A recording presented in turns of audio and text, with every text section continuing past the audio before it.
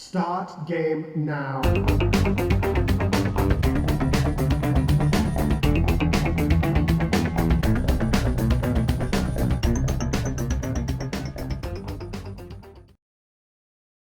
Pac-Man hungry.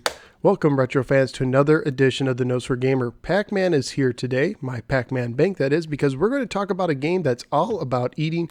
We're going to talk about Fast Food by Telesys for your Atari 2600 VCS system. And check out that box art. You got food just shooting right at you. I really dig this. I even like the neon kind of sign there at the top.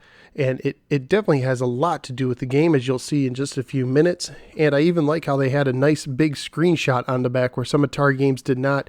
Really dig the fast food box. But you know what's cool is what came in the box. For instance, the manual, which has a nice color cover, it's very similar to the box, a nice screenshot inside, and I like how they called it the calorie counts chart. So you got a little calorie guide to show you the points you're going to earn. We'll find out more about that. There's even a cool little registration card and a little promo offer where you could get a t-shirt. I wish I could get one of these t-shirts. That would be very, very awesome. Let's see, just send $5 check or money order plus $1 for postage. Deal. $6 for one of those shirts. I will take it. And of course, the cartridge itself again replicates the box art. One thing interesting about this cartridge, I don't know if Telesys did this for a lot of their games, but the little board in here moves very freely around. It almost feels like it's broken. It can come in and out a little bit, but it still plays just fine in my Atari 7800 Pro system. Let's go ahead and take Fast Food and put it into my Atari 7800 Pro system and just find out if this game is worth eating or not. Let's go to the game. Fast Food is from Telesys and carries a copyright date of 1982. It's a single-screen action game, very similar in style to Kaboom, and it is for 1 or 2 players alternating. The object of the game is to get fatter, and your goal is met by eating as many calories you can while avoiding purple pickles.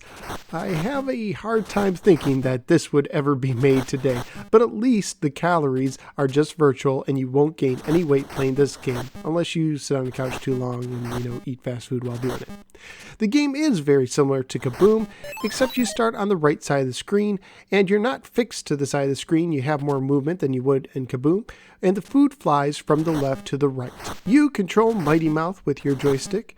The button starts your round. Occasionally, rounds will end with the saying, "You're getting fatter."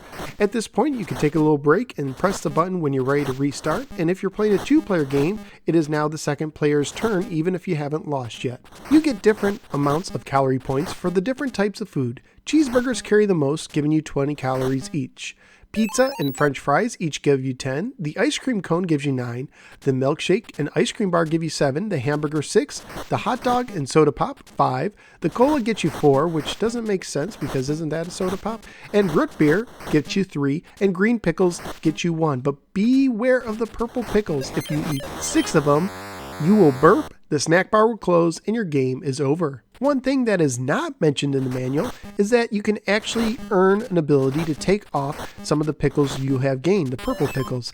And I think it's by collecting about 500 points is from what I noticed. So every 500 points you get, if there's a purple pickle at the top of your screen, one will be removed. However, this game is very fast and typically will probably last you under 5 minutes, if even that.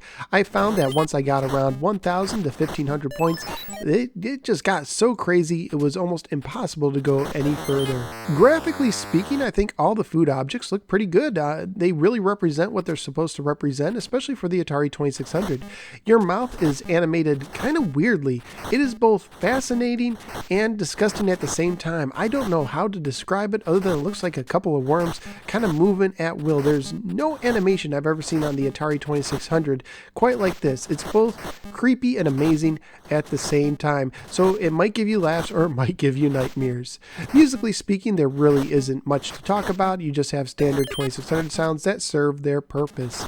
Pretty much it's a family-friendly game, except that it seems to be promoting binge eating, which is not healthy for any family. Would not recommend stuffing cheeseburgers in your mouth, and guess what, guys? They are definitely worth more than 20 calories a piece when we really eat them. Boy, do I wish that wasn't the case. Over on eBay, the game is somewhat collectible. Loose copies were going for about $7 to $8, and complete copies were going for about $25. So overall, what did I think of Fast Food? I actually thought that this was a lot of fun, even though my typical game only lasted a few minutes and I really hit my wall. When I hit my wall around that 1,000 to 1,500 point mark, I really had a good time with Fast Food. It's crazy. There's not anything quite like it out there. I like how they twisted the Kaboom formula, and I just thought it played very well and controlled very well. If I ever ate a purple pickle, it was just because the purple pickle got to me before I could get out of its way. It wasn't the controller's fault. It was completely my fault. So when I failed a game because of me, that is totally fine with me. So I would definitely recommend it if you can find it for a good price and if this seems like a game that you'd want to play. So where am I going to rank it? Well, at 4, I have Kangaroo, which is a really good translation of the arcade game, and I'd rather play Kangaroo. And at 5, I have Star Raiders, which is also a solid game, but you know what? Because of the ease of being able to pick up and play Fast Food, I think I'm going to put it just ahead of Star Raiders. I just had a lot of fun and I enjoyed how wacky it was. Star Raiders is a solid game that I would also probably recommend to most owners, but I'm going to put Fast Food at my new number 5 spot. So there you go, Fast Food for the Atari 2600. It's weird, it's strange, and it's tasty too. Thank you guys for giving me a little part of your day. Don't forget you can follow me on the Facebook or the Twitter. Go to either one, search for The No Swear Gamer, and if you enjoy videos like this, would you please click the like and subscribe buttons? I'd greatly appreciate that. So until next time, I look forward to seeing you right here on The No Swear Gamer. Take care, everybody.